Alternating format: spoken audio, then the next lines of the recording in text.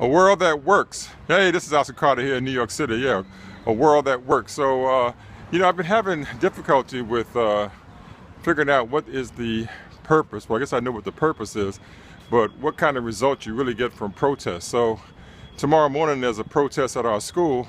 I'm going to look down at my notes here, maybe. They're protesting state government, specifically, I guess, Andrew Cuomo's budget related to funding.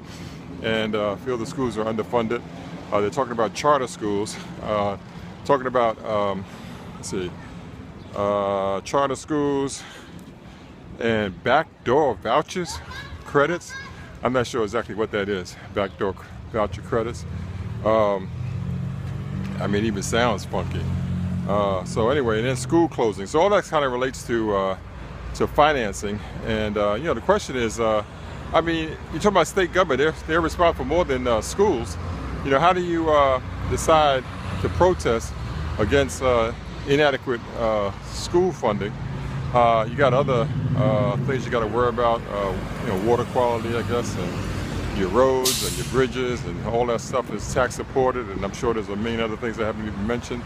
Healthcare, tax supported. And then on top of that, they're talking about this backdoor. Well, the backdoor tax credit sounds a little, as I said, funky.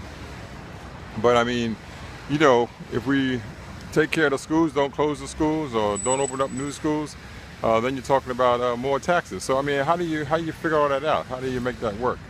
So anyway, the protest, I'm not sure gets to it. Oh, there's a couple other things that may make sense in terms of protests. They're talking about the amount of school testing that's going on with students, and also measuring teachers' performance based on, the students' performance on tests, and that doesn't sound quite right. And I can see myself protesting that. But the funding gets kind of funky. I just don't know how you do that. So if you've had any ideas about that, I appreciate you commenting below. How do you, what's the significance and the purpose of protesting, and particularly when it comes around funding, and specifically funding schools, or anything else you want to talk about regarding protests. And just been questioning this whole idea of protesting, the significance of it, what it means, as opposed to, I guess you're going to ask me what do I suggest? Well, conversations. I'm sure there are conversations going on up there here in New York State on education, which is the capital. But maybe there need to be more parent involvement. I'm not sure, but conversations would be my alternative solution.